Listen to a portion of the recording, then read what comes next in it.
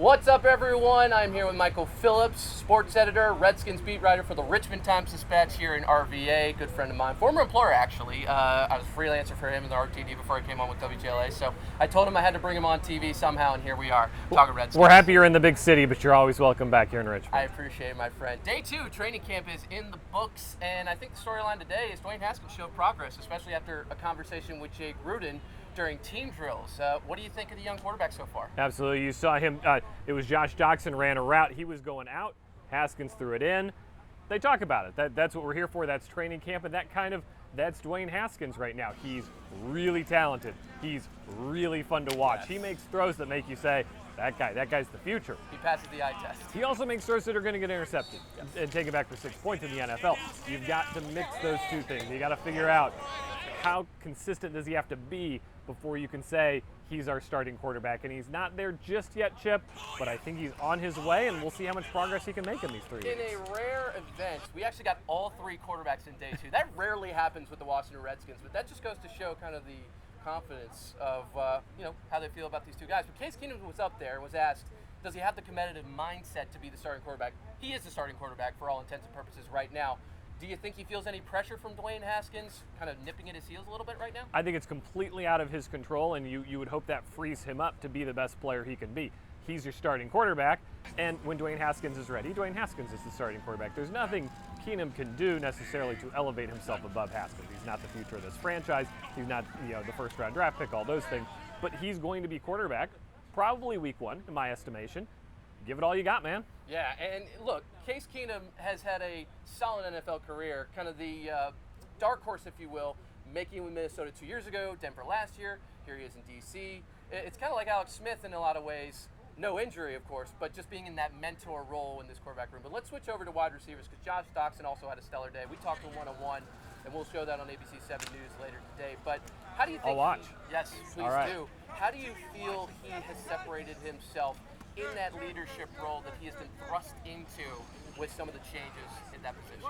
Yeah, this is a make or break year for Josh Doctson. There's no, well, he could develop, he could be. This is it. This is the contract year. At the end of the year, the Washington Redskins have to decide, Josh Doctson, does he return or do you let him go? And his performance has to, make that statement of, this is a guy worth keeping around for the Washington Redskins. I don't know that we've seen that through 3 years, so there's a lot of pressure on him, not as a team leader necessarily, but as an individual that he really needs to come through this year, and he's going to be pushed. Terry McLaurin looks fantastic so far. Paul Richardson is healthy. He's got his speed out there. He's been fun to watch. Cam Sims has been a surprise. Cam Sims coming out of nowhere, and you always have 1 or 2 of those guys who are the preseason All-Stars. I don't know if Josh Doctson right now is necessarily getting 10, 15 targets a game. He's got to make the most of what he's got. Absolutely. Jordan Reed has been spectacular in 2 days of training camp. He's been healthy. I think that's the biggest thing for Jordan Reed so far. Jordan Reed is one of the best players in the NFL when healthy. Yes. That's going to be the caveat of his career. That's the caveat of his career. He's worth keeping around. He's worth paying, because when you get Jordan Reed at his best, you get a guy who is really, really good at playing football.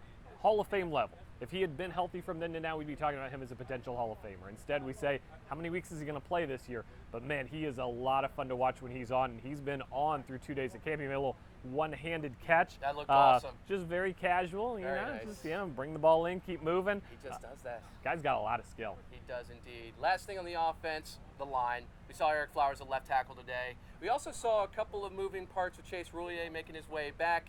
They were running with the first team. We also had the report out from Ian Rappaport. Have you been able Donald Penn. Donald Penn is coming in. He's coming in for meetings, potentially. They have not made the decision to sign or not sign him, but he'll be here. Do you think that's more leverage for Trent Williams, or they just have depth that they need to address? That's a way to call Trent's bluff. Okay. So Trent sits down and says, I'd like more money.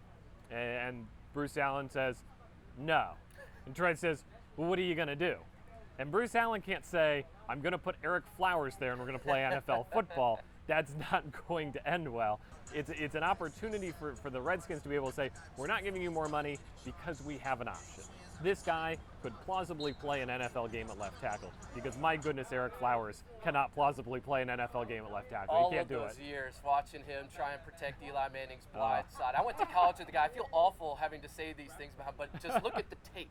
That's all you have to do. Defensively, Josh Norman has 2 straight days with an interception. He's been answering all of the criticisms of jumping over a bull and then some. He's leapt over the competition so far, I Look guess at you with could say. your puns. All right, I'm ready for this.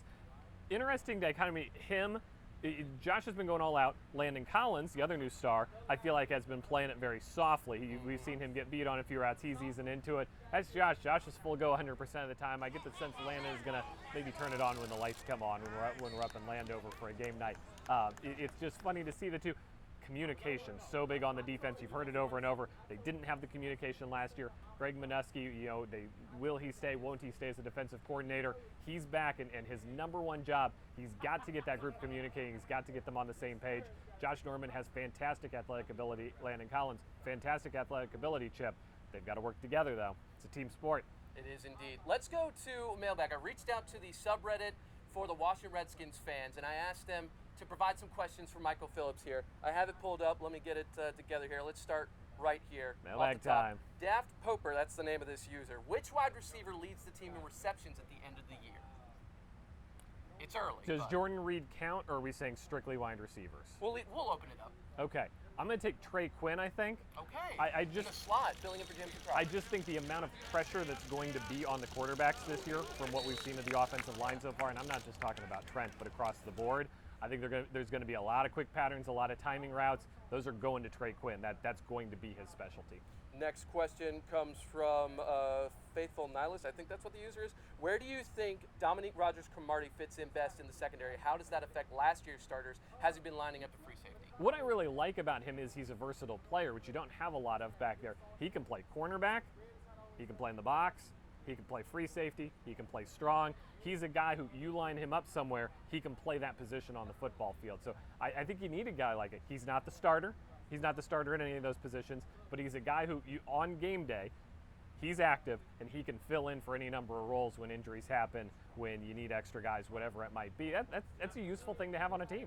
Another question from this user. Montez Sweat doesn't have a lot of college experience in coverage, but will be asked to cover as a 3-4 outside linebacker. What do you know about his ability in coverage, and how does he look in that position? Great question. It's time for him to learn. Yeah, we've seen him shadow guys.